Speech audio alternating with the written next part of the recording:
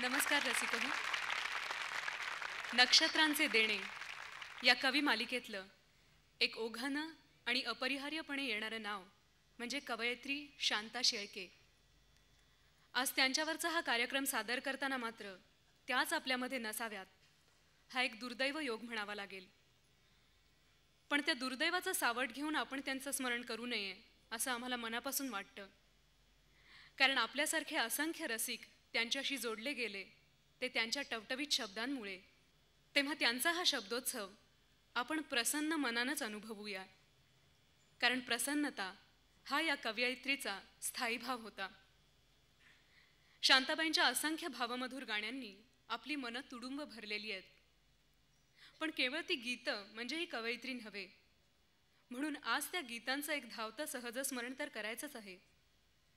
पण रंगभूमीवरून आपण प्रत्यक्ष ऐकणार आहोत ते त्यांचे अस्पर्श अनाघ्रात शब्द. आपण पूर्वी क्वचितच ऐकलेल्या त्यांच्या सुंदर कवितांचे आणि रसाळ आत्मकथनाचे. किंबहुना आजचा हा सारा कार्यक्रम हे एका अर्थानं त्यांचं आत्मकथनच आहे. आणि ते कथन आपल्यापर्यंत पोचवणारे आम्ही सारे केवळ एक माध्यम आहोत. तेव्हा सुरू करूया कवयित्री शांता शेळके आणि तुमच्यातला एक अनोखा संवाद.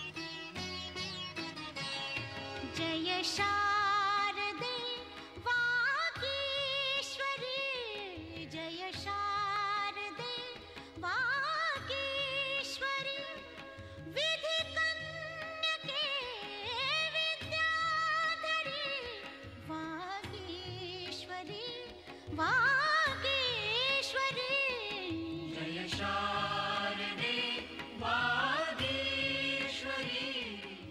चाकण रस्त्यावरून सर्व्हिस मोटार पुढे आली की डाव्या हाताला मनसरची वेस लागे.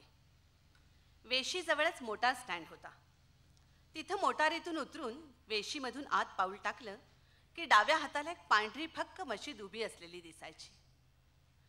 मी लहानपणी गावोगावी जेवढ्या मशिदी पाहिल्या त्या सगळ्यांमध्ये दोन गोष्टी हमखास असायच्याच.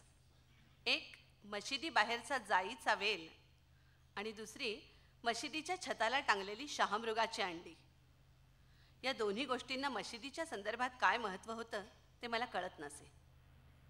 मशिदीवरून सरळ पुढे जाणारा रस्ता काटकोनात गावाच्या बाजारपेठेला जाऊन मिळत असे. पण तो रस्ता सोडायचा आणि मशिदीवरूनच पण डाव्या हाताला बोळवजा रस्त्याने वळणं वाकणं घेत पुढे जायचं. हा रस्ता जिथे संपे तिथेच उजव्या बाजूला समोर आमचा शेळक्यांचा वाडा होता.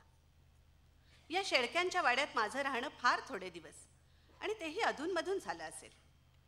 माझं वय असेल तेव्हा 7-8 वर्षांचं.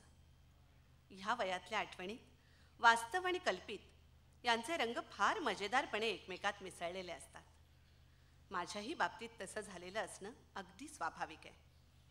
पण त्यातूनही काही गोष्टी मला अगदी लख्खपणे आठवतात, जशा काही त्या माझ्यासमोर चित्रात रेखाटलेल्या आहेत. अशी मला स्पष्टपणे आठवणारी पहिली गोष्ट म्हणजे त्या वाड्याचा भूगोल. तो आजही मला अगदी डोळ्यासमोर दिसतो. वाड्याचा दरवाजा लाकडी पण भला भक्कम होता. रात्री दरवाजा बंद करताना त्याला आतून एक जाड लाकडी अडसर आडवा लावत.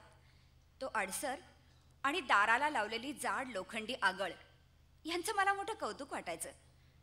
पडवीच्या पायऱ्या चढून वर गेलं की मोठं दालन लागे. या दालनात कापड विणायचा माग होता. मागात कामाला बसण्यासाठी जमिनीत खोल खड्डा केलेला होता. त्यात पाय सोडून आमचा दत्ता काका बसायचा आणि माग चालवायचा.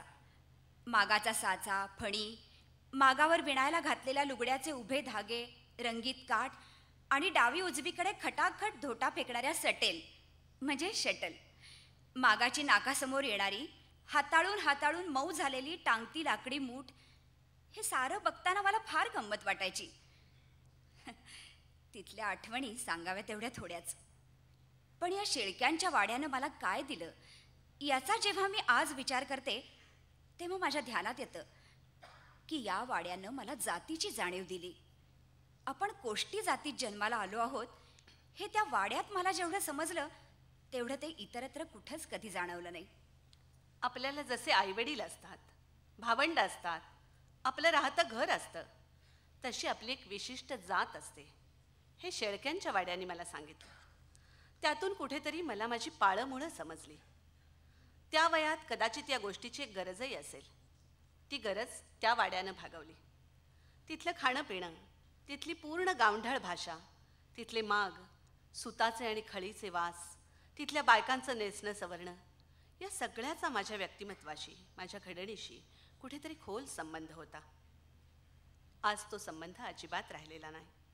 वाड्याशी असलेलं माझं रक्ताचं नातंही मला आज जाणवत नाही. गतजन्मातल्या गोष्टी जशा विसरल्या जातात तसाच तो वाडाही मी जवळजवळ विसरले आहे. पण माझ्या अबोध मनात, माझ्या रक्तात, माझ्या व्यक्तित्वात ते सारं कुठेतरी भिनलेलं असेलच.